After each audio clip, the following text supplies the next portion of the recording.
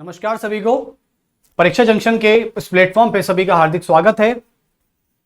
और जैसे कि हम डेली हिस्ट्री का लेक्चर ले रहे हैं, आप सभी को पता है, और जो भी आपने लास्ट वीडियो जो यूट्यूब पे पब्लिश हुई है उसका आपने पूरा सॉल्यूशन या कंक्लूजन देख लिया होगा कि कल हमने किस हद तक अपने इतिहास को उस मोड़ पे लाके खत्म किया था, उस टर्न यानी यू टर्न कह सकते हैं हिस्ट्री का। तो जो हिस्ट्री का यू टर्न था, यानी हम राजनीतिक गुलामी, देखो राजनीतिक गुलामी एक पहली शुरुआत थी अंग्रेजों की, जिसमें आप सभी को पता है कि वो प्लासी का युद्ध जीतने के बाद की मैंने बात बताई थी। लेकिन अभी क्या हुआ था, जैसे कि फ्रांस जो था और फ्रांस वर्सेस अंग्रेज, जो दोनों ये थे, ये दोनों आमने सामने थे, लेकिन इनकी लड़ाई एक्चुअली में थी ही नहीं। इनकी जो लड़ाई थी, इनकी आइडियोलॉजी की लड़ाई थी। जैसे कि अंग्रेज ये चाहते थे कि हम अपनी साम्राज्यवादी सरकार को स्थापित कर पाए, जिसे आप कहते हो कम्युनल गवर्नमेंट। और उसके अलावा जो आप फ्रांसीसी कंपनी थी वो यही चाहती थी कि हम साम्राज्यवादी महत्वाकांक्षा को पूरा कर पाए। देखो, किसी के एम्बिशंस कुछ और हो सकता है, किसी का एम्बिशंस कुछ और हो सकता है। जैसे आपको भी पता है कि हर व्यक्ति का अपना गोल, अपना ड्रीम एक सेट होता है पहले से। लेकिन कभी कभी क्या होता है कि दो व्यक्तियों में लड़ाई इस बात पर हो जाती है। लड़ाई का मतलब ये नहीं होता कि आप तलवार निकाल लीजिए या चाकू निकाल लीजिए या बंदूक निकाल लीजिए, ये कतई नहीं होता। कभी कभी लड़ाई विचारों की होती है। जैसे आपने सुना होगा कि आजकल के टाइम पे सबसे बड़ा एग्जांपल सेट होता है पॉलिटिकल पार्टी का। अब किसी भी पॉलिटिकल पार्टी को ले लीजिए, ठीक है, आज चाहे मैं बीजेपी की बात करूं या कांग्रेस की बात करूं या मैं आपकी बात करूं, इन तीनों में कोई लड़ाई नहीं है, कोई बस ओनली है तो वो वैचारिक मतभेद की लड़ाई है। किसी के विचार कुछ और कहते हैं, किसी के विचार राष्ट्रवादी हो सकते हैं, किसी के विचार साम्राज्यवादी हो सकते हैं, किसी के विचार लेफ्ट विंग के हो सकते हैं, किसी के राइट विंग के हो सकते हैं। तो एक्चुअली में कोई यहां तलवार, कोई बंदूक, कोई चाकू, कोई छुरी से नहीं लड़ रहा है, केवल विचारों से लड़ रहे हैं। और विचारों की जीत यानी उस व्यक्ति की जीत। तो कुल मिला के अंग्रेज और फ्रांस कुछ इस प्रकार की कंपनियां रही हैं जिनकी मतभेदी लड़ाइयां हुई हैं, जिनके विचारों की लड़ाइयां हुई हैं। लेकिन जब किसी व्यक्ति के विचारों को समान आंका जाता है, जैसे कि एक्स नाम का व्यक्ति है, उसके विचार भी वही कहते हैं, और वाई नाम का व्यक्ति है, उसके विचार भी वही कहते हैं। तो आप सभी को पता है कि मेरी इतिहास की एक सबसे प्रसिद्ध कहावत है कि एक मियान में दो तलवारें नहीं रह सकती। और ये हकीकत है, आप एक मियान में दो तलवारें नहीं रख सकते, आपको एक मियान में एक तलवार ही एग्जिस्ट कर सकती है। तो कुछ इस प्रकार इतिहास हमारा काम कर रहा था। खैर कोई नहीं, लेकिन आज हम अपने स्टार्टिंग की तरफ जाने वाले हैं और एक नया चैप्टर स्टार्ट होने वाला है। तो प्लीज अपना कंसंट्रेट, अपना फोकस बना के रखिएगा और बहुत ही कहानी तरीके से पढ़ेंगे। एक स्टोरी सुना के, एक कहानियां सुना के, और ये कहानियां पुस्तकों में लिखी हुई हैं, प्रमाणिक हैं, सर्टिफाइड है। तो चलिए चैप्टर का नाम डाल लेते हैं, अंग्रेजों की बंगाल विजय। देखो, मैंने कल कर्नाटक वॉर करा दिया था। आप सभी को पता है कि अंग्रेजों ने कर्नाटक वॉर कैसे कैसे जीता। जैसे कहते हैं ना कि घसीटते घसीटते घसीटते आदमी नदी के किनारे पहुंच जाता है, नदी के तट पर पहुंच जाता है। तो ऐसे ही अंग्रेज क्या थे, डूबने के बाद तो इनका ऑरा ही बढ़ गया। ऑरा का मतलब होता है जैसे कि, यानी ये कुछ इस प्रकार आ गया, डूबने तो चला ही गया, फ्रांस की सरकार ने बुला लिया उसे वापस, लेकिन अब हमारी बारी, यानी अब हम अपना जो भी खेल कर रहे थे वो करेंगे। देखो, यदि डुप्ले के बाद आने वाला अगला फ्रांसीसी गवर्नर गोडहू इतना ही शक्तिशाली होता तो मैं मान सकता हूं कि गोडहू भी अंग्रेजों की नाक में दम करने वाला हो सकता था। लेकिन आप एक बात सोचो, जो सरकार डुप्ले की नीतियों से परेशान होकर उसे वापस बुला सकती है, वो क्यों ऐसे गवर्नर को नियुक्त करेगी जो अंग्रेजों की नाक में दम कर दे। तो कुल मिला के मैं कहना चाह रहा हूं कि गोडहू एक्चुअली में बौद्धू था, गोलू था, बेचारा बच्चा था। वो बेचारा पांडिचेरी की संधि कर बैठा अंग्रेजों से, और जब पांडिचेरी की संधि कर बैठा तो कुल मिला के संधि का मतलब होता है वायदा, प्रॉमिस। आप जब संधि कर लेते हो तो इसका मतलब आप ये कमिट कर चुके हो कि भाई हम आपसे युद्ध नहीं करना चाहते। संधि का मतलब ये होता है। संधि का मतलब ये नहीं होता कि दूसरा पक्ष चाहता है कि हम युद्ध करें और एक पक्ष नहीं चाहता है, नहीं, दोनों पक्षों के चाहने से ही संधि होती है, बैठ के होती हैं सभी। कुल मिला के जब दोनों पक्ष आपस में बैठे हों और संधि की बात कर रहे हों तो यह समझ लेना कि वो आराम से बैठे हैं, वो वार्तालाप के लिए बैठे हैं। जैसे कल को चाइना हमारी गलवान वैली में पेट्रोलिंग पॉइंट में एंट्री करता रहता है, घुसपैठ करता रहता है, जब भारत और चीन के बीच में कोई विवाद हो जाता है, ठीक है, तो उस विवाद को सुलझाने के लिए या तो चीन के राष्ट्रपति भारत की यात्रा करते हैं या भारत के राष्ट्रपति चीन की यात्रा करते हैं, ठीक है। तो कुल मिला के दोनों का सामंजस्य होता है, संधि होती है और बायलेटरल रिलेशंस क्रिएट होते हैं। तो एग्जैक्टली तो सभी डालेंगे अंग्रेजों की बंगाल विजय। सभी याद रखना, पहले कर्नाटक वॉर में एक्सला-शापिल की संधि हुई थी, जो युद्ध हुआ था 1740 से 48 के बीच में। कर्नाटक का दूसरा वॉर जो था वो भारतीय परिस्थितियों से उत्पन्न हुआ था और उसमें पांडिचेरी की संधि हुई थी 1755 में। युद्ध लड़ा गया था 1751 से लेकर 55 के बीच में। कर्नाटक का तीसरा युद्ध जिसमें काउंटी लाली भारत की जमीन पर तब आता है जब तक वो प्लासी युद्ध जीत चुके होते हैं। तो कुल मिला के घटना उसी के बीच की हम बात करते हैं।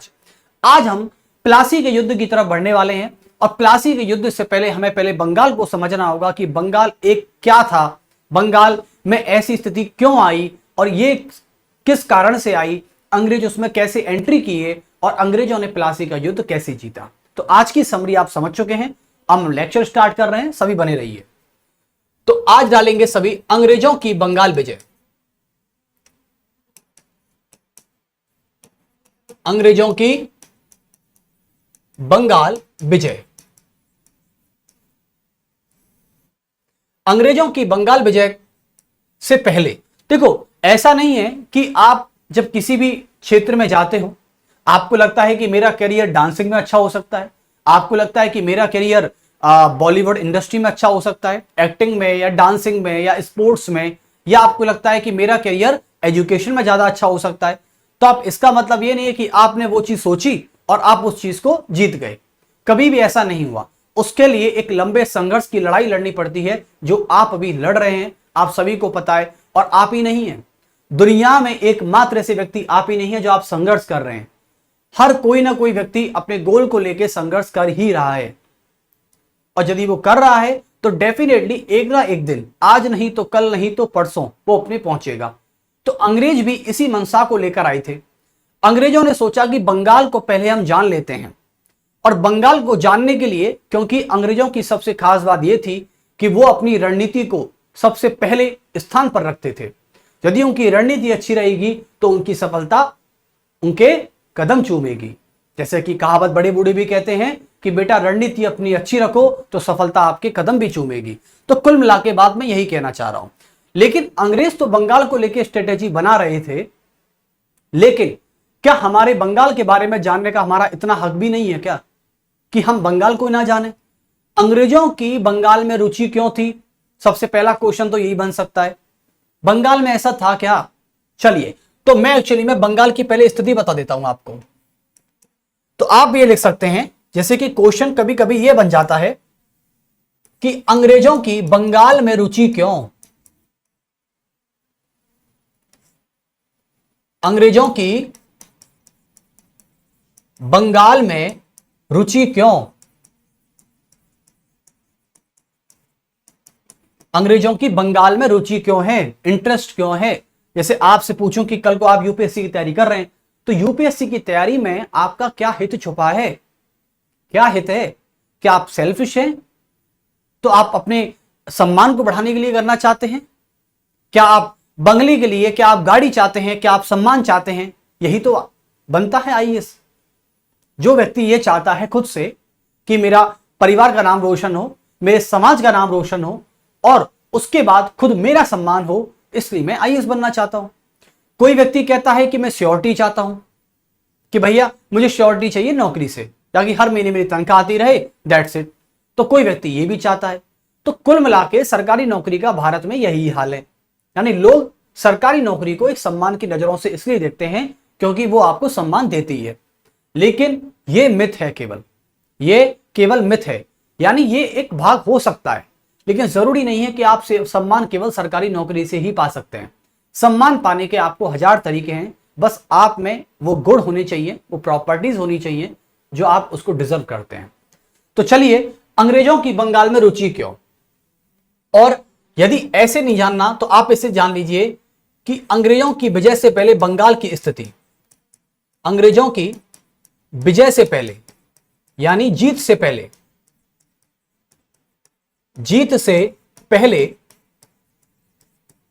बंगाल की सिचुएशन, बंगाल की स्थिति।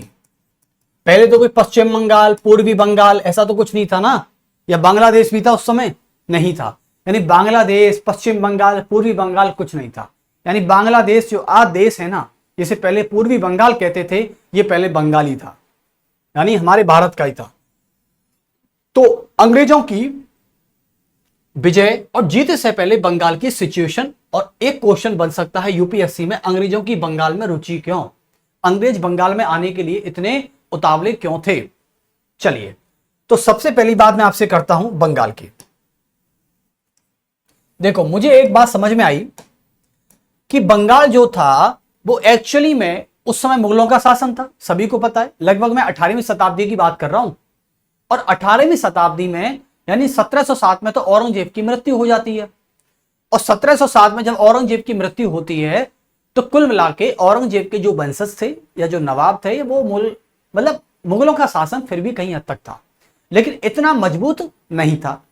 तो कुल मिला के देखा जाए कि जो बंगाल था, बंगाल जो था यह मुगल शासन के अधीन, यानी मुगलों के शासन के अधीन आने वाला, मुगलों के शासन के अधीन आने वाला एक सूबा हुआ करता था।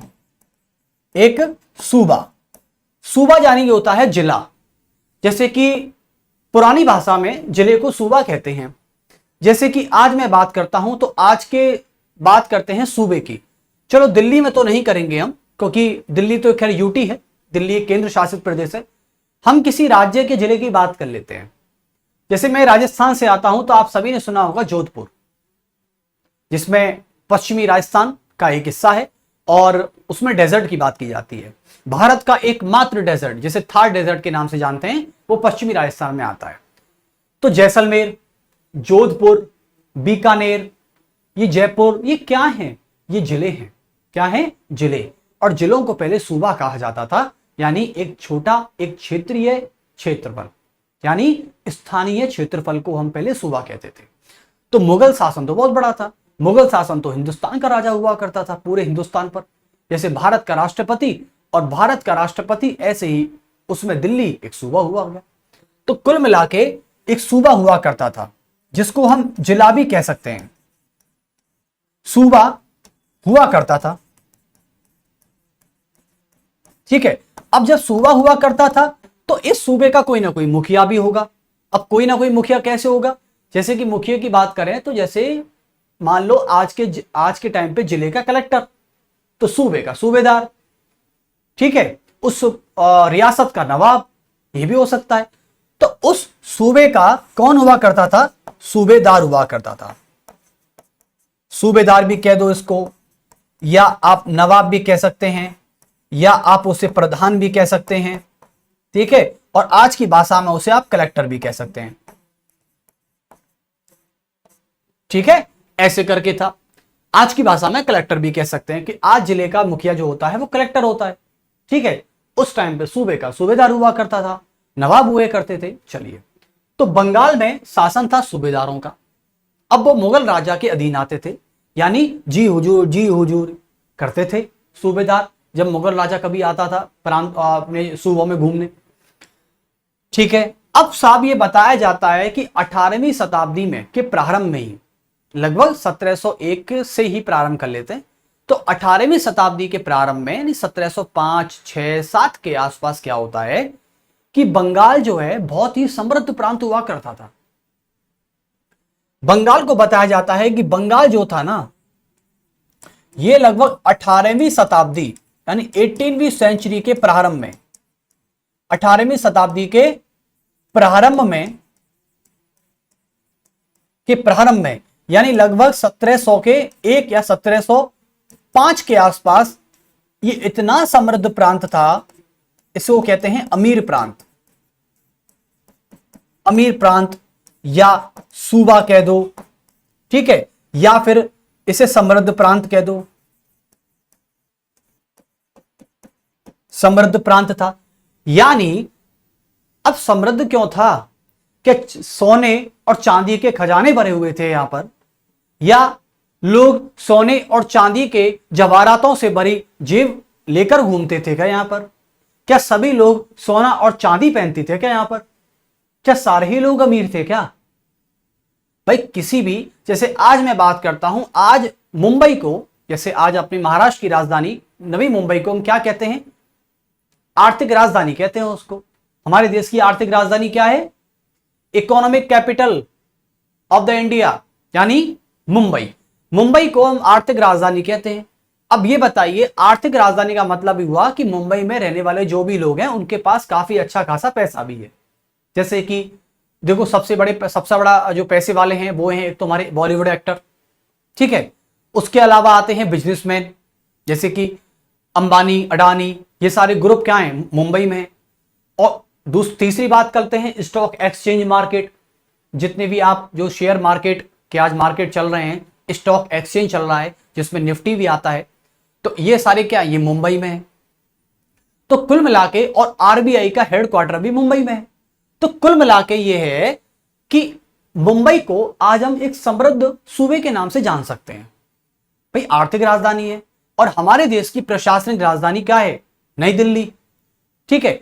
और उसके अलावा हमारे भारत की प्रौद्योगिकी की राजधानी क्या है? जैसे आप कहते हो technology capital of the India, वो है बेंगलोर, कर्नाटक, जिसको टेक सिटी ऑफ इंडिया के नाम से भी जाना जाता है। तो कुल मिला के ऐसे ऐसे जहां पर जैसे जैसे लोग रहते हैं, बेंगलोर में कैसे कैसे लोग रहते हैं? इंजीनियर रहते हैं वहां पर। क्या रहते हैं? इंजीनियर। जैसे मशीनें बनाना, बेंगलोर में आपको पता है इसरो का हेडक्वार्टर भी है। तो इसरो का हेडक्वार्टर वहीं क्यों है? क्योंकि इसरो एक ऐसा यूनिट है भारत सरकार का जो काफी सारी चीजें टेक्नोलॉजी से बनाते हैं। तो वो टेक हो गया, गूगल का ऑफिस, फेसबुक का ऑफिस, माइक्रोसॉफ्ट का ऑफिस कहां पर है? बेंगलोर में है। तो उसको हमने टेक कैपिटल कह दिया, ठीक है। सबसे ज्यादा भारत में पैसे वाले लोग कहां रहते हैं? मुंबई में रहते हैं, तो उसको हमने आर्थिक राजधानी कह दिया, ठीक है। और हमारे भारत की जो संविधान है, हमारे भारत की सरकार कहां से चलती है? दिल्ली से ऑपरेट करती है।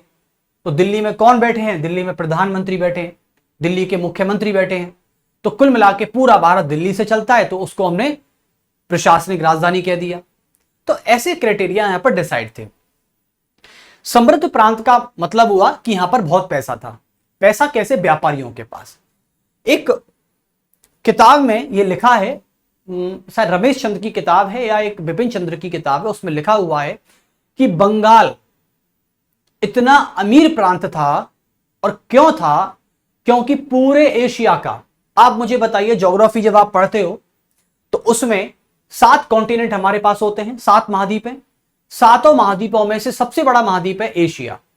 क्षेत्रफल की दृष्टि से, देशों की दृष्टि से नहीं है।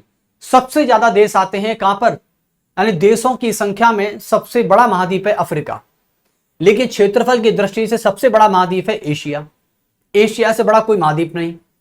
अब एशिया इतना बड़ा महाद्वीप है, उसमें इतने सारे देश आते हैं, लेकिन हमारे भारत में, और वो भी भारत का बंगाल, पूरे एशिया का 60% माल क्या करता था? एक्सपोर्ट करता था।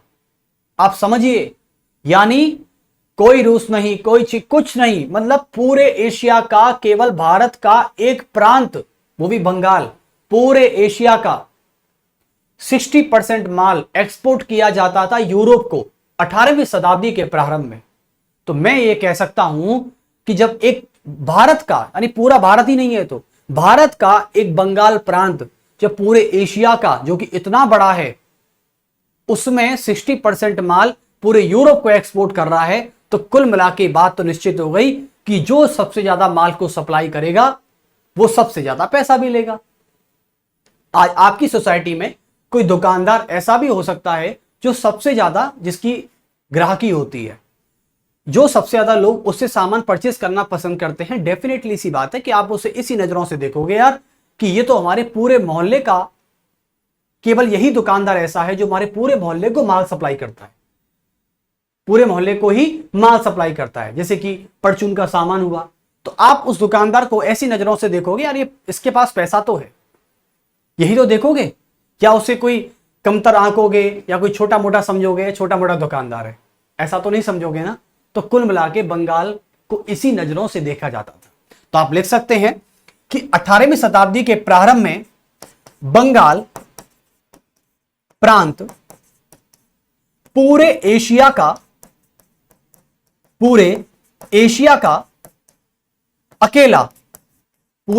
का अकेला यही केवल 60% माल या सामान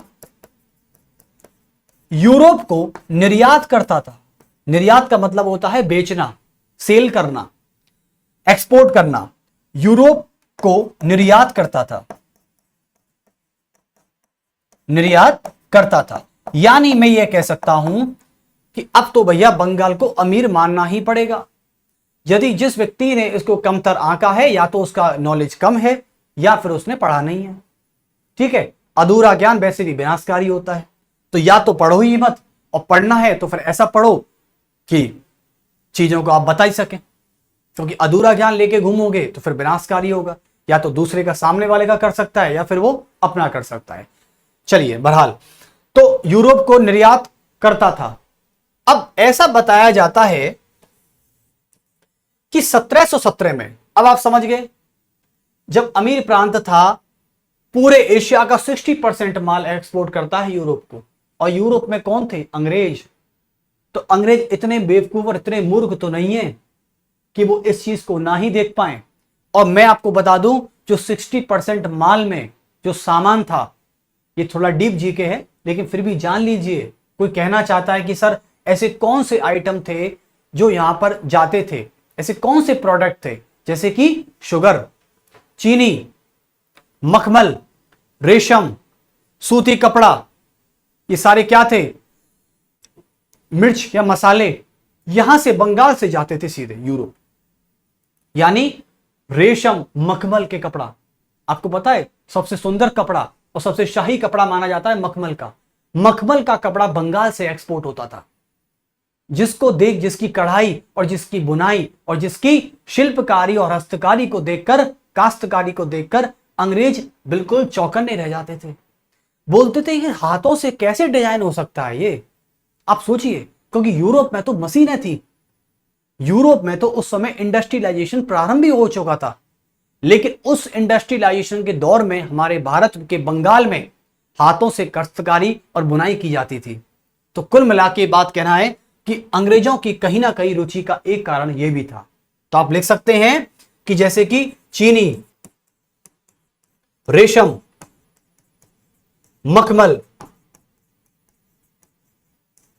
सूती कपड़ा, मसाले, यहां से क्या करते थे? ये सभी प्रोडक्ट जो थे ये सब यूरोप जाते थे। और यूरोप में कौन बैठे थे? यूरोप में बैठे हुए थे अंग्रेज।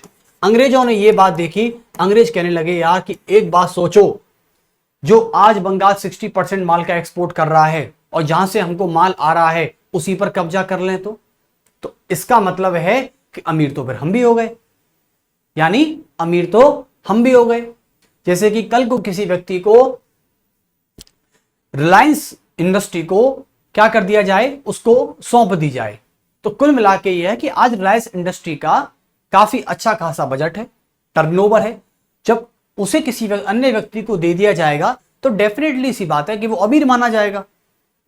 समझे ना, नहीं समझे? तो कुल मिला के अंग्रेजों ने बंगाल पर अपनी नजर गड़ा ली, और गड़ाने के बाद इस तरीके से अपना यहां पर कार्य शुरू किया। और वो कार्य कैसे शुरू किया, चलिए तो यात्रा स्टार्ट करते हैं अपनी जर्नी को यहां से। तो आप अंग्रेजों की रुचि का कारण भी समझ गए। ये अंग्रेजों की रुचि का एक पहला कारण था बस, या एकमात्र कारण नहीं था, ये केवल एक कारण हो सकता है। तो जीत से पहले बंगाल की स्थिति क्या थी? एक अमीर प्रांत की थी। तो आप लिखते हैं एक समृद्ध प्रांत की स्थिति थी। और बताओ, अंग्रेजों के आने के बाद बंगाल में जो हुआ भाई साहब, बचाए रे बचाए। मतलब बंगाल को इतना लूटा इन अंग्रेजों ने, इतना लूटा कि मतलब ये मान लीजिए बंगाल की स्थिति ऐसी कर दी कि ना तो यहां पर कारखाने बचे, ना यहां पर उद्योग बचे, ना यहां पर फैक्ट्रियां बची। यानी कुल मिला के पूरा ना किसान बचे, बेचारे किसान खेती नहीं कर पा रहे थे। लोन लेने वाले ऋण लेने वाले व्यक्ति जो किसान थे वो कर्ज नहीं चुका पाए क्योंकि उनकी खेतीबाड़ी बंद हो गई थी। दूसरे मजदूर वर्ग की बात करें, जो लेबर क्लास के लोग थे, वो एक्चुअली में उनकी फैक्ट्री बंद कर दी गई। वो बेचारे रोजगार का लाएं तो कहां से लाएं, पैसा लाएं तो कहां से लाएं। उनके परिवार का लालन पोषण भी बहुत कठिन पड़ गया। चलिए, इसके अलावा उन्होंने छोटे मोटे जो उद्योग थे, जो बेचारे काश्तकारी करते थे, शिल्पकारी करते थे, मूर्ति बनाने वाले थे, उनकी मूर्तियों को तोड़ दिया गया, उनकी फैक्ट्री जला दी गई। तो कुल मिला के बंगाल में इन्होंने ये स्थिति पैदा कर दी कि बंगाल में अब मैं मानता हूं कि सूखे पत्तों के अलावा कुछ नहीं था जब ये जिस स्थिति में बंगाल को छोड़ के गए थे। आज इसलिए हम जिस बंगाल को ये कोसते हैं कि वहां रोजगार नहीं है, वहां बेरोजगारी है, वहां की आर्थिक स्थिति ठीक नहीं है बंगाल की, इसलिए आज बंगाल में जो क्राइम होता है, मैं आपको बता दूं बंगाल पे किस लेवल का क्राइम होता है। यहां पे उसे कहते हैं काला धंधा। मैं एक्चुअली में आज की हकीकत है, बंगाल में, हमारे भारत में सबसे ज्यादा काला धंधा, जो ब्लैक बिजनेस है, वो कहां पर होता है? बंगाल में होता है। और काले धंधे की एक स्टोरी है, उसको ना ही जाने तो बहुत अच्छी बात है, ठीक है। तो उसकी एक बैक स्टोरी है और उसको जब जानेंगे तो आपकी रूहें कांप जाएंगी। कभी फुर्सत मिली मुझे तो बंगाल के उस काले धंधे की कहानी मैं आपको बताऊंगा जरूर कि उसके आज पीछे क्या चल रहा है, ठीक है। ये रोजगार नहीं का हो, ये बेरोजगारी होना, ठीक है। उसके अलावा वहां के लोग मजदूरी करने पर विवश हो जाते हैं, ठीक है। वहां की खेती बाड़ी की स्थिति आप देख लो, बंगाल की आज क्या है? कुछ नहीं है। टैक्स सिटी के नाम पे देखो तो बिल्कुल ठप्प पड़ा है बंगाल, ठीक है। और आज जैसी घटनाएं जब बंगाल में रेप देखने को मिलती हैं, बलात्कार जब होते हैं वहां पे, और महिलाएं क्या करती हैं वहां पर? बंगाल की जो महिलाएं हैं वो अपना एक, जो जिसको मैं ब्लैक बिजनेस कहता हूं, वो वहां पर करने को मजबूर हो जाती हैं।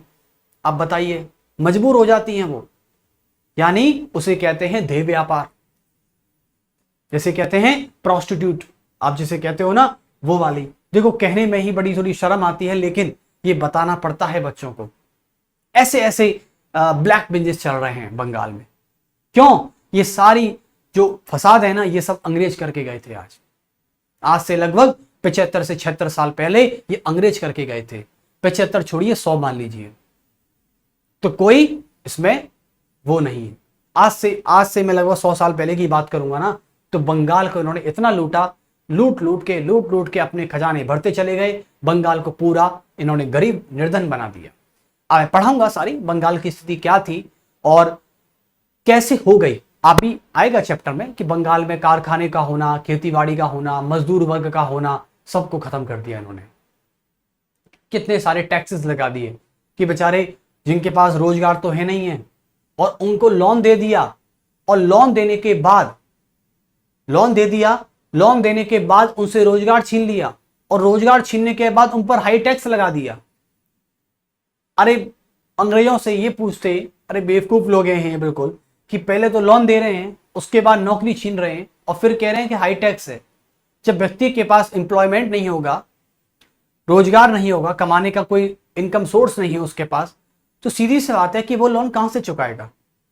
और लोन चुकाएगा तो चुकाएगा, लेकिन वो अपना हाई टैक्स कैसे पे करेगा? समझ गए? आज आपकी तनख्वाह है 5,000 रुपए, मैं आपसे ले रहा हूं जीएसटी 18%, 17%, 20%, आप कहां से पे कर दोगे भाई साहब? क्या सारा पैसा जीएसटी चुकाने में ही लगा दोगे क्या? यही स्थिति है। तो इस स्थिति को आगे एक बार चलिए स्टार्ट करते हैं। तो अब लिखेंगे सभी, मुगल शासन, फर्रुखशय्यर का शाही फरमान। लिखें, मुगल शासक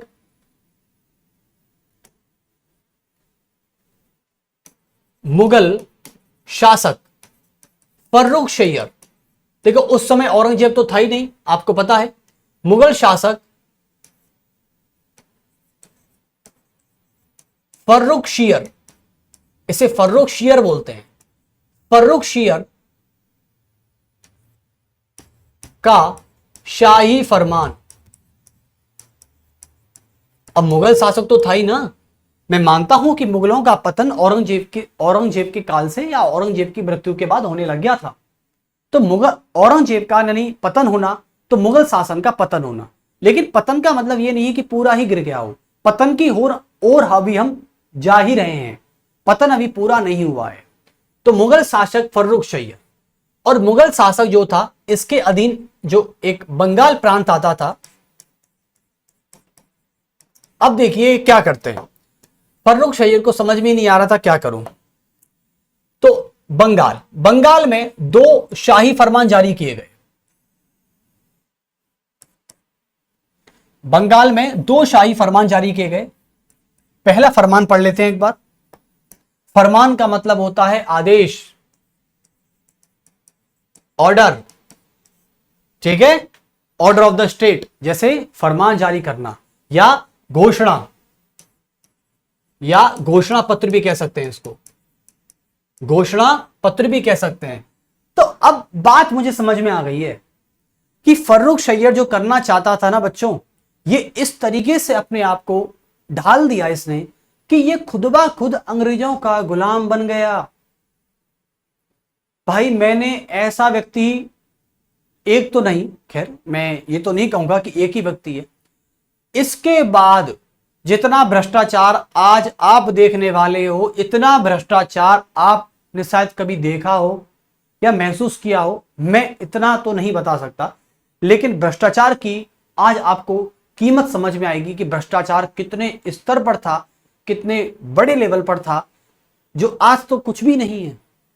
भ्रष्टाचार की आप असली परिभाषा आज आप देखोगे। कैसे? फर्रुखशय्य को लगने लगा कि यार अंग्रेजों के आने से, भाई अंग्रेज तो पैसे वाले हैं, देख दिमाग देखो इनका तुम, भाई किसी भी मुगल शासक को यह लग सकता है कि भाई अंग्रेज हैं, यूरोप से आए हैं, यदि पैसा इन्वेस्ट कर रहे हैं तो इनके पास पैसा है, तो इनकी जेब से पैसा निकालने के लिए ऐसा करते हैं, इनको अपना व्यापार लीज पे दे देते हैं कि भैया तुम लीज पे व्यापार करो और हमको 3,000 रुपए सालाना या 3,000 असरफियां हमें तुम सालाना दे दो। और उस समय के टाइम पे 3,000 करोड़ रुपए बहुत हुआ करते थे।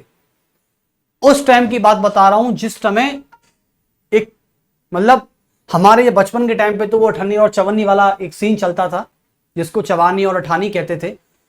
हमारे मतलब मेरे बचपन के टाइम बता रहा हूं, खैर उससे पहले तो मैंने देखा नहीं कि क्या चलता था। तो उस समय भी हम जब बच्चे थे तो हमने परिवार के साथ, दादा दादी के साथ जाते थे दुकान पर, तो अठानी और चवानी चलते थे। मैं उस समय की बात बता रहा हूं। फर्रुखशय्य यानी शायद आपके परदादा या परदादा के दादाजी भी रहे होंगे, उस समय की बात है ये। यानी उस समय पे 3,000 करोड़, भाई किसी ने कल्पना नहीं की होगी। मेरे नाना जी खुद ये बताते हैं जी, जब हमारी सर्विस स्टार्ट हुई थी तो उनकी जो तनख्वाह थी वो केवल मात्र 7 रुपए थी। कितनी? 7 रुपए, 7, 60 नहीं, 7 रुपए थी उनकी तनख्वाह।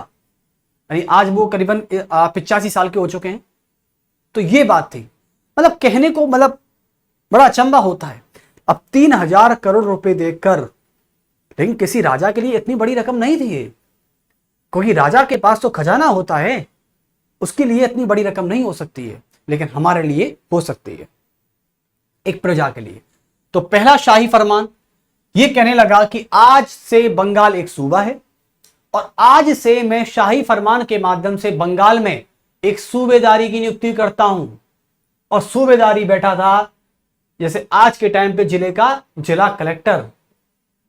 तो उस टाइम पे उस वक्त के दौर में सूबे का सूबेदार हुआ करता था। तो पहला शाही फरमान, और यह फरमान आया था 1717 में, जिसे इतिहास में 1717 के शाही फरमान के नाम से भी जाना जाता है। तो पहला फरमान था इसका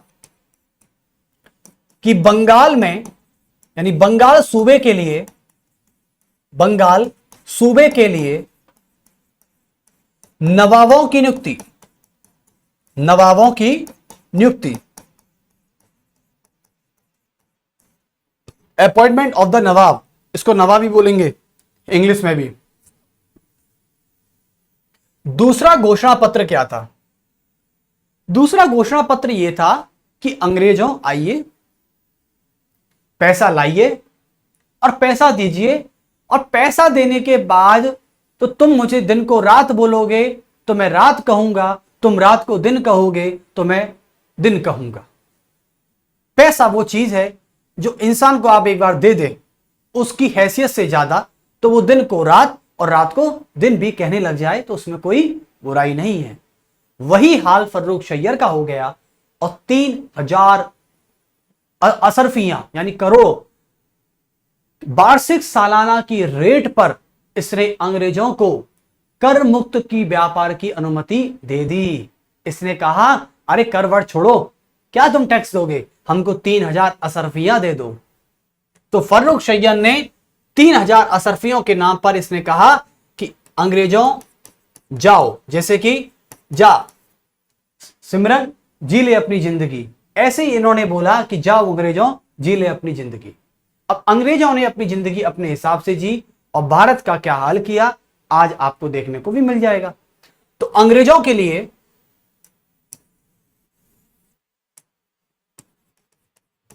अंग्रेजों के लिए पूरे बंगाल में कर मुक्त व्यापार की अनुमति दे दी, कर मुक्त व्यापार की अनुमति दे डाली। यानी कहते हैं ना कि जब व्यक्ति का विनाशकारी वो समय आता है, जब व्यक्ति का अंतिम समय आता है तो वह अपनी उल्टी बुद्धि से सोचने लग जाता है। वही हाल फर्रुख सैयद का था। अपने पैर पर कुल्हाड़ी मारी इस व्यक्ति ने, और कैसे मारी, कुल्हाड़ी दूसरे से ली और बोला देखो देखो इधर देखो मैं अपने पैर पर कुल्हाड़ी मार रहा हूं। अब सोचिए यार, इससे ज्यादा मूर्ख इंसान कौन हो सकता है। तो अनुमति दे डाली या अनुमति दी, ऐसे करते हैं, थोड़ी ऑथेंटिक लैंग्वेज में यूज ना करना चाहेंगे। अनुमति दे दी साहब, ठीक है। अब आपके कॉम्पिटिटिव एग्जाम में, आप चाहे किसी में एग्जाम में बैठे हैं, उसमें आपका क्वेश्चन यह बन सकता है कि बंगाल के पहले नवाब की नियुक्ति कब की गई। और आपको पता है कि जब बंगाल सूबे के लिए नवाबों की नियुक्ति का फरमान आया था तो उसमें पहले जो नाम था, जिसका नाम था मुर्शिद कुली खान। तो आप लिख सकते हैं कि बंगाल के पहले नवाब की नियुक्ति, बंगाल के पहले नवाब की नियुक्ति, पहले नवाब की नियुक्ति, और वो कौन थे, उनका नाम था मुर्शिद कुली खान।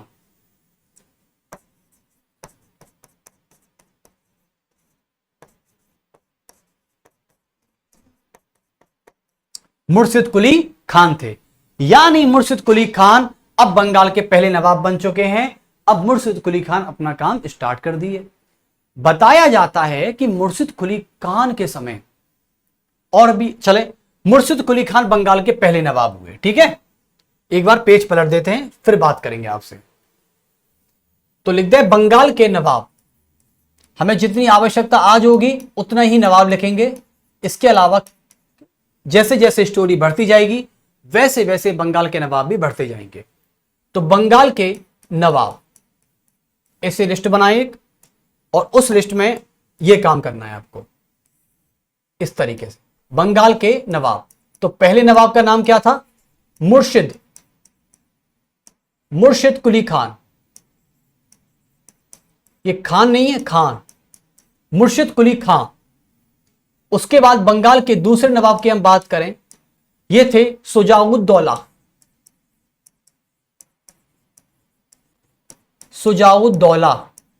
एक ये हुए। बंगाल के तीसरे नवाब की हम बात करते हैं, इनके बाद थे सरफराज खान। देखें, सरफराज खान,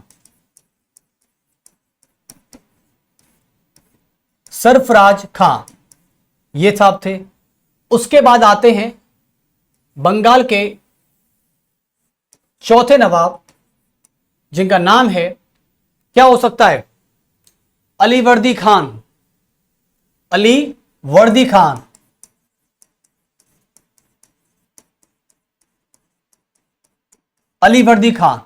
बंगाल के पांचवें नवाब की मैं बात करता हूं तो फिर आता है कौन, सिराजुद्दौला। फिर आते हैं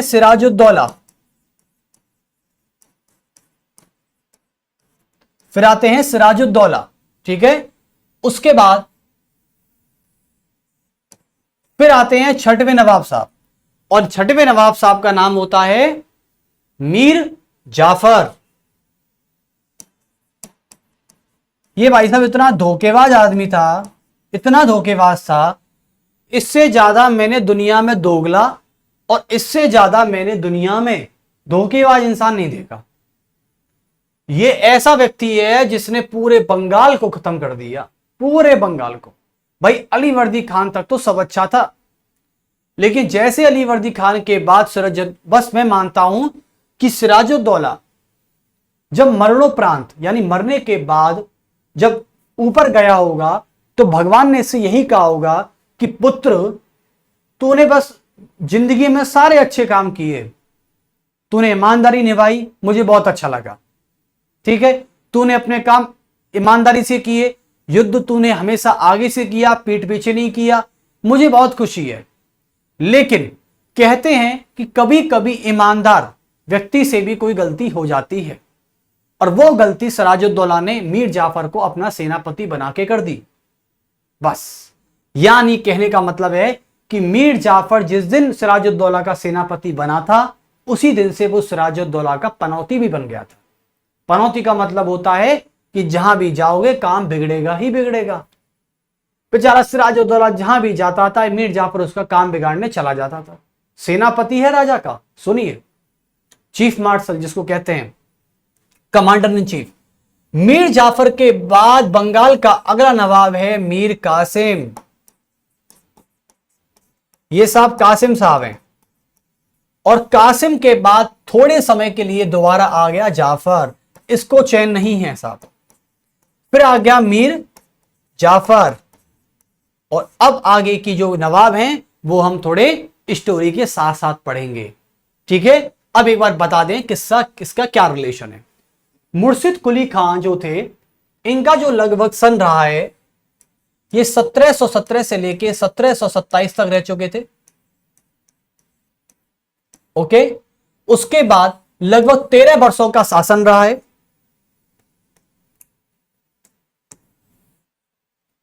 लगभग 13 वर्षों का शासन यानी 1717 ईस्वी से लेके और 1727 ईस्वी तक रहा इसका।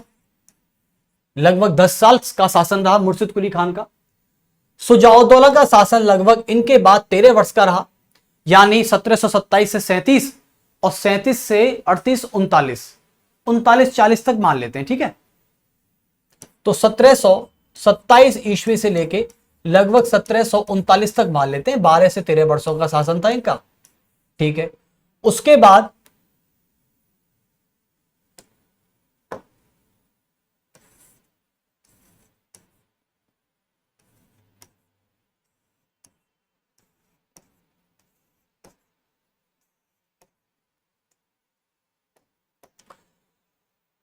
तेरह वर्ष से 12 वर्ष का शासन था, ठीक है। उसके अलावा और 1739 से इनका जो काल था वो लगभग अल्प समय के लिए था, और ये इसी लायक था ये, और किसी लायक नहीं था ये, ठीक है। इसका अल्पकाल का रहने दो। सरफराज खान इतना बौद्धू बुद्धि का था, अयोग्य था पूरा, बताएंगे पूरा। अली वर्दी खान जो था इसको अपदस्थ करके आया और 1740 ईस्वी से लेके 1756 ईस्वी तक रहा, गद्दी से उतर कर आया था इसको, और है इसी लायक। बताओ क्या करें। सिराजुद्दौला की बात करें तो सिराजुद्दौला 1756 से लेके ईस्वी से लेके ये लगभग 1757 ईस्वी तक रहे, लेकिन व्यक्ति ने काम अच्छा किया, ईमानदार था। मीर जाफर की मैं बात करता हूं, 1757 से लेके लगभग इनका काल रहता है 1763 तक, 60 तक कह दो, 60 तक, 1760 तक रहा, और लगभग इनका 1760 से लेके 1764 तक रहा, क्योंकि बक्सर का युद्ध तो यही लड़ेंगे ना। हाँ, बक्सर का युद्ध मीर कासिम ने लड़ा था। उसके अलावा मीर जाफर आया, फिर थोड़े अल्प समय के लिए आ गया, तो इसको ऐसे कर देते हैं।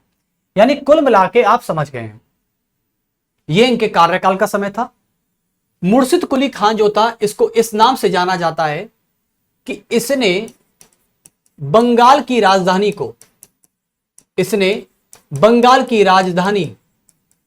जो आज बांग्लादेश की राजधानी है ढाका, वो उस समय बंगाल की राजधानी थी हमारा ही।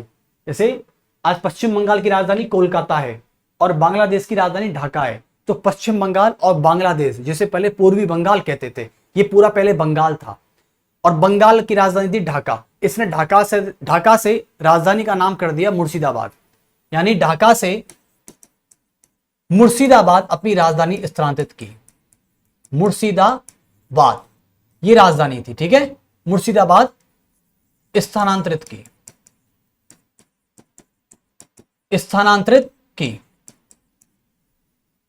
ओके, ऐसे भी जाना गया।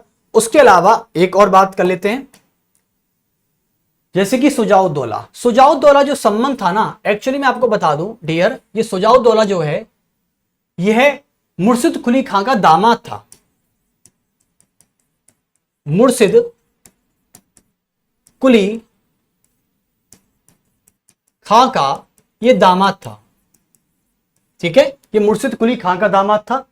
और सरफराज जो खान था ये एक्चुअली में मुर्शिद कुली खान का पुत्र था।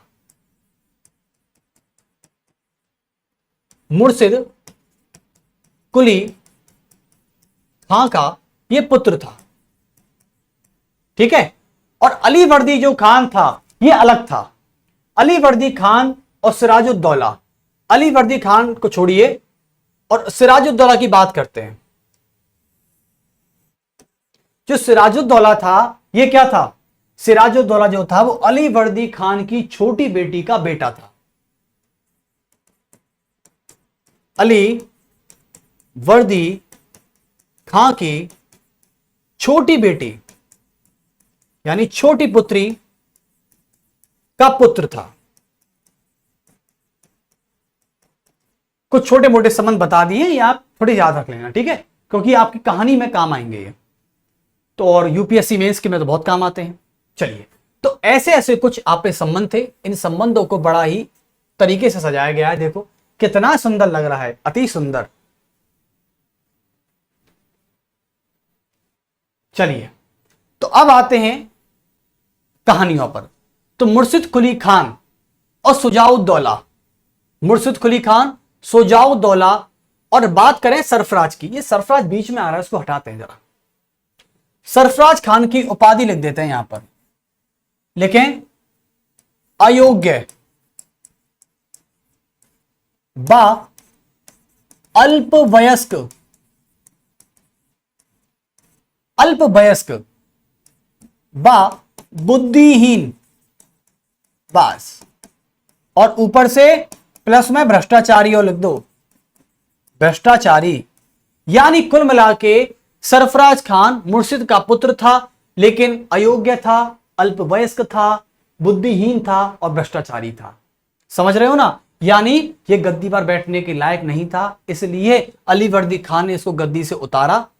सुजाउद्दौला बहुत अच्छा दामाद था मुर्शिद कुली खान का, जिसने शासन अच्छा संभाला, 13 साल शासन चलाया, 13 साल, अपने ससुर से भी ज्यादा।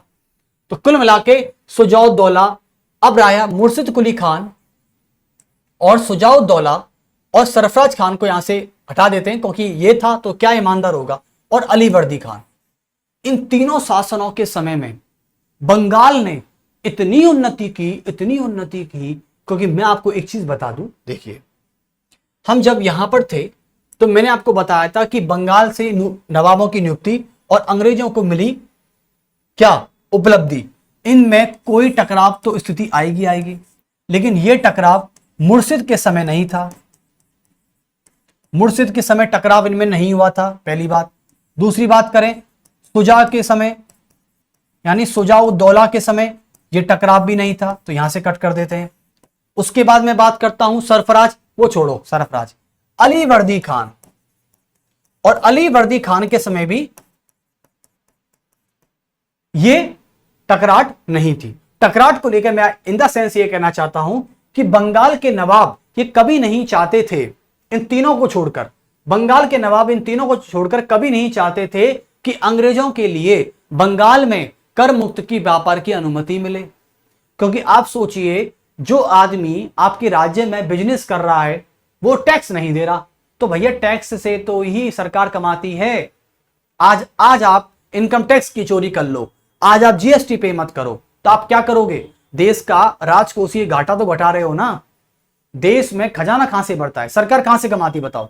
सरकार कमाती है लोन से, सरकार कमाती है पब्लिक सेक्टर से, यानी सार्वजनिक उपक्रम, एनजीओ वगैरह से, ट्रस्ट से। तो सरकार कहां से कमाती है? सरकार की आज मुख्य इनकम होती है सार्वजनिक उपक्रम से। आज की सरकार बात करें तो दूसरा कमाई करती है टैक्स से, और तीसरी कमाई करती है लोन से।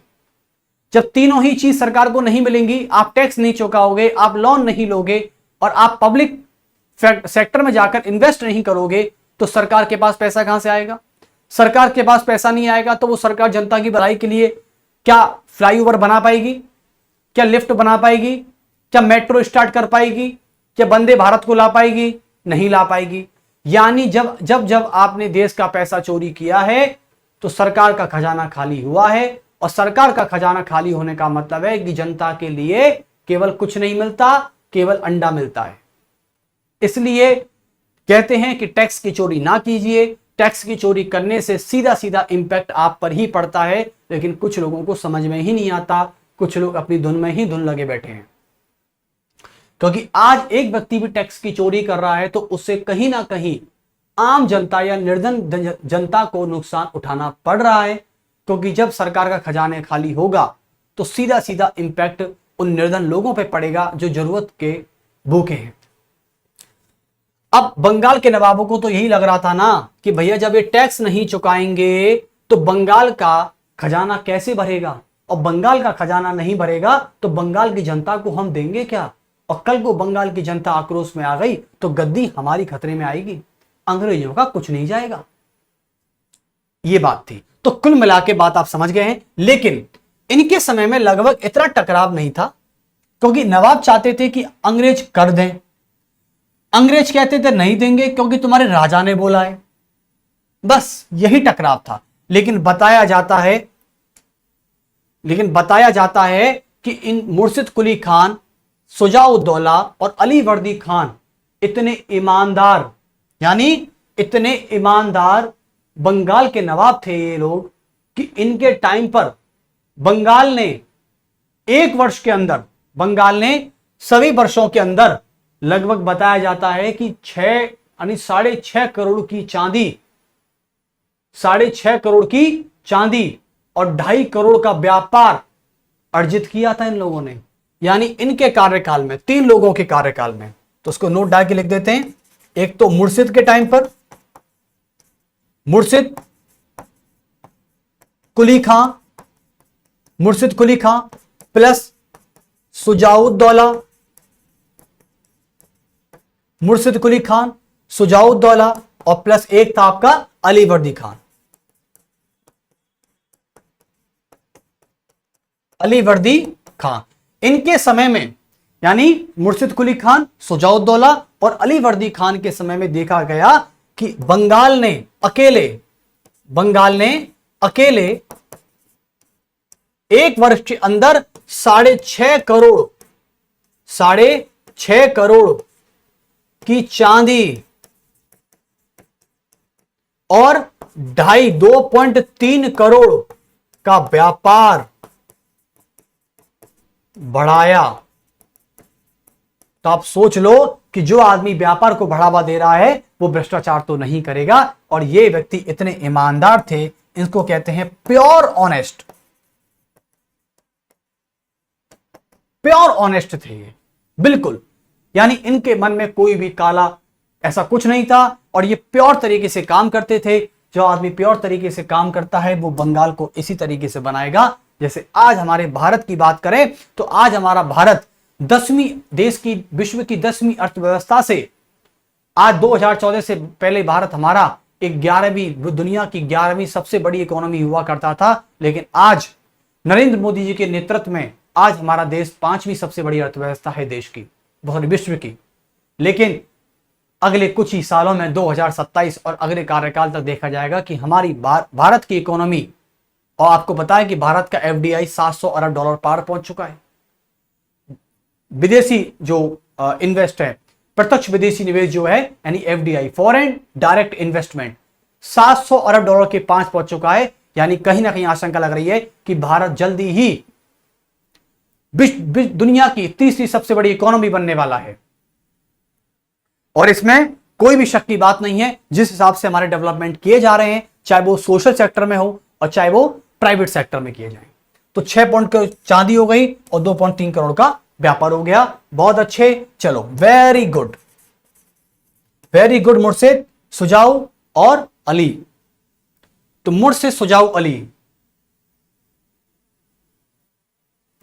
मुर्शिद ने सुजा दिया उसका मुंह अली का, ऐसे कह सकते हैं। ट्रिक बना रहा हूं मैं, वैसे ट्रिक मुझे आती नहीं है, मैं ट्रिक बनाने की कोशिश कर रहा हूं। मुर्शिद ने सुजाया अली का चेहरा, ऐसे कह सकते हैं क्या?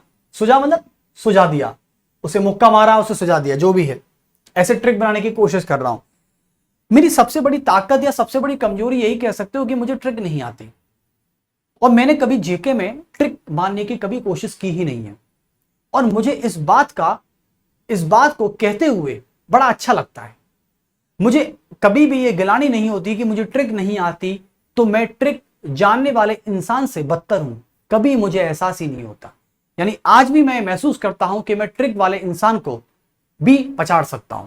ये घमंड से नहीं, ये एक आत्मविश्वास से कह रहा हूं मैं, क्योंकि ट्रिक मेरे सामने कभी नहीं आई, ना मैंने कभी ट्रिकों को महत्व दिया, और ना मैंने कभी अपने ऑफलाइन बैचेस, ऑनलाइन बैचेस में कभी भी, चाहे वीडियो के माध्यम से चाहे बैचेस के माध्यम से, मैंने कभी भी बच्चों को ट्रिक के माध्यम से कभी नहीं पढ़ाया है।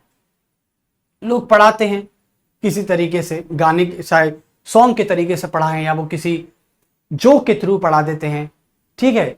और आजकल तो एक टीचर भी हैं जो बहुत तरीके से पढ़ा रहे हैं, कोई गलत तरीके से शब्द इस्तेमाल कर रहा है, मैं नाम नहीं लेना चाहूंगा, तो ये गलत है, ठीक है। मैं मानता हूं कि चाणक्य बोलते हैं कि साम दाम दंड भेद, पर ऐसा भी नहीं करना आपको कि आप इतने ही गिर जाओ कि आप अपनी वैल्यू ही ना समझ पाओ। आपको अपनी गरिमा, अपना सम्मान और अपना एक जो डिग्निटी होती है आपकी, वो बनाए रखनी है, ठीक है। ये नहीं होना चाहिए।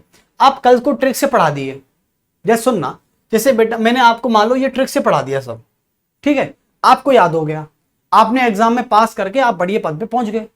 अब बढ़िया पद पर बैठे हो तो आप मुझे एक बात बताइएगा, आप अच्छे पद पर बैठे हो, आपसे कोई भी एस्पिरेंट मिलने आता है कि सर मुझे आपसे मिलना है, मेरा एग्जाम है, आप कहां मिलेंगे अभी? तो आपने बोला कि बेटा मैं ऑफिस में हूं और मैं इस टाइम मिलूंगा, ठीक है। वो आपसे ऑफिस में मिला अपॉइंटमेंट लेकर, आप पद पर बैठे हैं, सम्मान करेगा वो आपसे। उसने सोचा कि सर ने मेहनत की, सर लगे, सर ऑफिस में है, तो मैं उनसे मिल के आता हूं। वो गया, ठीक है, सर से उसने मान लो कुछ तरीके ही पूछ लिए कि सर आपने किस तरीके से एग्जाम को क्रैक किया, आप मुझे बता दीजिए एक बार। आप पद पर बैठे हैं अभी, ठीक है, और आप उसको ये समझा रहे हैं, एक एस्पिरेंट के लिए ज्ञान दे रहे हैं कि भाई ऐसे करना, ऐसे करना। अब उसने मान लो कोई टॉपिक आपसे समझने की चाहत की कि सर आप अभी ज्वाइन हुए हो, सर आपको जीके थोड़ा बहुत तो अभी याद होगा, तो आप एक बार मुझे इस टॉपिक को सॉल्व कर दीजिए एक बार, क्योंकि ये टॉपिक मेरी समझ से बाहर हो गया है। यदि ये टॉपिक हो जाएगा सर, तो मेरा सिलेक्शन कहीं हद तक बढ़ जाएगा, मेरे चांसेस बढ़ जाएंगे, मुझ में कॉन्फिडेंस आ जाएगा। बोला कि अब क्या किया, आप डर गए, क्योंकि आपने तो ट्रिक से पास किया है। आप उस एस्पिरेंट के लिए ये मोटिवेशन दे ही नहीं पा रहे हो, कि भाई मैंने कॉन्सेप्ट से पढ़ा ही नहीं था, मैंने ट्रिक से पढ़ा था, ट्रिक में भूल गया। टॉपिक याद है लेकिन ट्रिक याद नहीं है। तो बस मैं फिर कह रहा हूं कि जो भी ट्रिक से पढ़ रहे हैं, प्लीज ट्रिक से पढ़ना छोड़ दें। और ये किसी के बेनिफिट की या किसी के लॉस की बात नहीं कर रहा मैं, जिनकी इच्छा है वो पढ़िए, बेशक पढ़िए, मना कोई नहीं कर रहा, लेकिन ट्रिक से पढ़ने का फायदा और नुकसान आपको बाद में ही पता चलेगा। तो चलिए, यहां तक आप समझ चुके हैं। अब बात करते हैं नेक्स्ट। देखो, तो अब कितनी सी कहानी, मतलब आपको क्या करना है, केवल 2 से 3 बार रिवीजन कर लो, बात खत्म। ये बस मुर्शिद का ये काल याद कर लिया, भैया कौन था, अच्छा मुर्शिदाबाद की इसने, वेरी गुड। तो ऐसे से करके कुछ याद। हाँ, एक व्यक्ति और थे जिन्होंने कैपिटल को चेंज कर दिया, बताऊंगा आपको, वो थे मीर कासिम। यानी बंगाल के 2 ही ऐसे नवाब जिन्होंने अपनी राजधानियां बदली थी। एक तो थे मुर्शिद कुली खान जिन्होंने ढाका से मुर्शिदाबाद कर दी थी, और एक थे मीर कासिम जिन्होंने बक्सर का युद्ध लड़ेंगे आगे 1764 22 अक्टूबर को। तो मीर कासिम भी अपनी राजधानी को ट्रांसफर करने वाला ही व्यक्ति था। इसने कैपिटल को क्या कर दिया, शायद मुर्शिदाबाद से कहां किया था इन्होंने, मुझे एग्जैक्ट नाम याद नहीं आ रहा है, जवान पर है नाम, हाँ एक तो मीचर बता देंगे। मीर कासिम जो थे ये थे, तो इन्होंने अपनी कैपिटल को चेंज किया। चलिए, तो इनका थोड़ा मैं शब्द भूल गया हूं, मुझे जवान पे है। इन्होंने कैपिटल को चेंज किया था और ये मुर्शिदाबाद से बाहर ले गए थे क्योंकि इन्हें अंग्रेजों का डर था। अंग्रेजों की डर इन द सेंस मतलब इन्हें ये था कि यार मैं अंग्रेजों से श्योर हो जाऊं, सेफ हो जाऊं बस, ताकि मैं कुछ भी काम करूं तो ये बार बार हस्तक्षेप ना करें मुझ में, बस इतना सा बात था। इसी बात पे गुस्सा हो गए बेचारे, और यहां पर दुबान सी टाट था, बताएंगे। चलो तो अब लिखते हैं, अब एक बार लिख लीजिए प्लासी का युद्ध, ठीक है। चलिए, या फिर लिख लीजिए, प्लासी मत लिखिए, लिखिए अलीवर्दी खान वर्सेस अंग्रेज, ठीक है। तो अलीवर्दी खान का लिख लेते हैं, यहां से स्टार्ट करेंगे अब हम ये वाला, ठीक है। चलिए, तो अलीवर्दी खान की स्टोरी बता के इस चैप्टर को हम यहां पर अभी के लिए स्टॉप करेंगे। अलीवर्दी खान, इसकी स्टोरी बता देते हैं। अलीवर्दी खान से सिराजुद्दौला आया कैसे? देखो, अलीवर्दी खान से पहले कौन था? अलीवर्दी खान से पहले जो बंगाल का नवाब था, अलीवर्दी खान से पहले बंगाल का नवाब कौन था? अरे कौन था भाई? सरफराज खान नहीं था क्या? तो सरफराज खान, यानी सरफराज खान बंगाल का नवाब था, जो कि बेचारा अयोग्य, अवयस्क, बुद्धिहीन, भ्रष्टाचारी है ना। और शब्द तो मुझे मिल नहीं रहे, तो और भी लिख दूंगा इसके लिए। सरफराज खान थे। अब सरफराज खान जो था, ये इसका शासन लगभग जो माना जाता है ये 1739 से लगभग 40 मान लीजिए, 1 साल का ही शासन था। सरफराज खान को अपदस्थ करके, यानी अलीवर्दी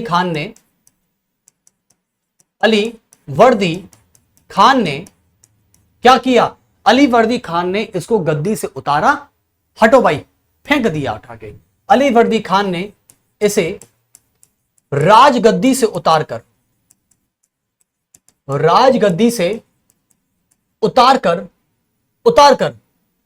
तख्ता पलट कर दिया,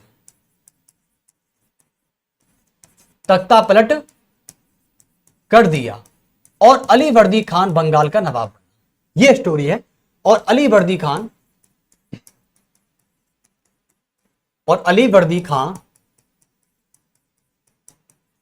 बंगाल का नवाब बना। अलीवर्दी खान बंगाल का नवाब बना, ठीक है। अलीवर्दी खान बंगाल का नवाब बन गया। और अलीवर्दी खान का कार्यकाल आप सभी को पता ही है कि लगभग 1740 से लेकर 56 ईस्वी तक युद्ध था, यानी प्लासी से जस्ट पहले का, तो 40 से लेकर 56 तक था। अब अलीवर्दी खान की एक बात है कि अलीवर्दी खान के कोई पुत्र नहीं था। अलीवर्दी जो खान थे बंगाल के नवाब, इनके कोई पुत्र नहीं था। इनकी 3 पुत्रियां थी, पहली, दूसरी और तीसरी। तीसरी का नाम किताबों में उल्लेख नहीं दिया गया है, मैं आपको बता दूं। पहली पुत्री का नाम था घसीटी बेगम, बेचारी घसीटती पता नहीं कहां से कहां ले गए इसको, घसीटी बेगम। लेकिन हाँ, इसका नाम घसीटी बेगम है, लेकिन इसने घसीटा बहुत था सिराजुद्दौला को। कैसे? देखते हैं। ये लोगों को घसीटती थी, हाँ, घसीटी बेगम। और एक थी राजवल्लभ, इसका नाम थोड़ा लड़कों जैसा है लेकिन राजवल्लभ है। और एक का नाम वाई मान लीजिए, ठीक है। हाँ, तो अलीवर्दी खान के कोई पुत्र नहीं था। और जब पुत्र नहीं था तो सीधी बात यह है, मुझे एक बात बताइए, जब पुत्र नहीं है तो राजकुमार पुत्र तो होगा नहीं भाई। राजा का बेटा राजा बनता है, नवाब का बेटा नवाब बनेगा। तो कुल मिला के जब पुत्र नहीं है तो राजा कौन बनेगा, नवाब कौन बनेगा? लड़कियां तो बन नहीं सकती, क्योंकि उस समय लड़कियों को अधिकार ही नहीं था। अब लड़कियों के जो भी पुत्र होगा उसमें बनेगा, लेकिन हिसाब से तो बनना चाहिए था घसीटी बेगम का बेटा। भाई घसीटी बेगम का जो बेटा था वो बनना चाहिए था, क्योंकि सबसे बड़ी बहन तो घसीटी बेगम थी। लेकिन घसीटी बेगम का बेटा इसलिए नहीं बना क्योंकि मां जैसी ऐसा ही बेटा, यानी भ्रष्टाचारी, दोनों भ्रष्टाचारी, अपनी जेबों को भरने वाले अलीवर्दी खान देखता था। कि बेटियां बहुत भ्रष्टाचारी हो तुम, तो मैं तुम्हें बताने पर बताऊंगा। घसीटी बेगम भ्रष्टाचारी, मां जैसी वैसी बेटा। राजबल्लभ भी ऐसा, राजबल्लभ भी ऐसी। लेकिन जो बाई थी, छोटी बहन जो थी, वो अलीवर्दी खान के चरित्र पर डिपेंड थी। और अलीवर्दी खान ईमानदार था और उसकी छोटी बेटी बहुत ईमानदार थी। और छोटी बेटी जब ईमानदार है तो उसका जो बेटा होगा वो भी ईमानदार होगा, क्योंकि मां जैसी वैसी बेटा। तो कुल मिला के अलीवर्दी खान ने अपनी छोटी बेटी के बेटे को यानी सिराजुद्दौला को बंगाल का नवाब बनाया। सिराजुद्दौला को बंगाल का नवाब बनाया, यह बात थी। तो कुल मिला के अभी वो सर अलीवर्दी खान मरा था, मारा गया था, क्या मैटर है? देखो, अलीवर्दी खान सबसे ज्यादा परेशान था मराठों के युद्धों से। उस समय मराठों के युद्ध इतने चल रहे थे और ये पारिवारिक जो कलेश था ना, अलीवर्दी खान को ले डूबा। अलीवर्दी खान दूसरों से तो क्या परेशान, अपनों से ही परेशान, अपनों से ही परेशान। इतनी पारिवारिक लड़ाई, घसीटी बेगम, राजवल्लभ और उसकी बेटी, फलाना बेटा, नहीं कौन कौन लड़ रहा है पता नहीं चल रहा। और ऊपर से मराठा इसको चैन नहीं लगने दे रहे। तो कुल मिला के दोनों बाहर की दुनिया से परेशान, अंदर की दुनिया से परेशान। इसने सोचा कि भैया सिराजुद्दौला तुम लो गद्दी और मैं चला अपनी बढ़िया संसार के जीवन को जीने। ठीक है, चलिए। तो सिराजुद्दौला से कल हम स्टार्ट करेंगे आगे प्लासी का युद्ध, और कल का टॉपिक होगा सिराजुद्दौला वर्सेस अंग्रेज। ठीक है, तो कैसा लगा आपको हिस्ट्री का लेक्चर? कितना मजेदार है, हिस्ट्री और को पढ़ाने का एक अलग ही आनंद है। तो चलिए फिर मिलते हैं आपसे नेक्स्ट लेक्चर में, और आज ये लेक्चर यहीं तक फिनिश करते हैं। अच्छे रहिए, मस्त रहिए, स्वस्थ रहिए और एंजॉय करके अपनी लाइफ को खुश होकर जिए। ठीक है, कोई भी प्रेशर मत लीजिए, प्रेशर है तो उसका सॉल्यूशन भी आगे आपको ही मिलेगा। ठीक है, हमारी सबसे बड़ी समस्या ये है, एक बात याद रखना बच्चों, डियर स्टूडेंट्स, मैं सबसे ये कहता हूं कि जब भी आपको कोई समस्या आती है, देखो एक कहावत है कि जितनी बड़ी समस्या होगी, ठीक है, सॉरी, जितना बड़ा संघर्ष होगा, कुछ इस प्रकार है, जितना बड़ा संघर्ष होगा उतनी बड़ी समस्या होगी। जितना बड़ा संघर्ष होगा उतनी बड़ी समस्या होगी, और जितनी बड़ी समस्या होगी उतनी उतनी बड़ी सफलता भी होगी। तो कहने का मतलब है कि जो बच्चे अपना गोल सेट करके बैठे हैं और वो गोल थोड़ा सा बड़ा है, तो संघर्ष तो आपकी जिंदगी में आएंगे ही आएंगे, और संघर्ष आएंगे तो वहां समस्या भी आएंगी, और जहां समस्या आएंगी वहां सफलता तो जरूर ही जरूर आएगी, डेफिनेटली आएगी। कोई रोक ही नहीं सकता, बस देर हो सकती है, अदेर नहीं हो सकती। चलिए, तो फिर मिलते हैं आपसे, आज के लिए यहीं तक रखेंगे, और कल हम प्लासी के युद्ध की तरफ जाने वाले हैं। यूट्यूब पे पब्लिश हो ही जाएगा आपके लिए, आप सभी देख लेना एक बार। ठीक है, चलिए, जय हिंद।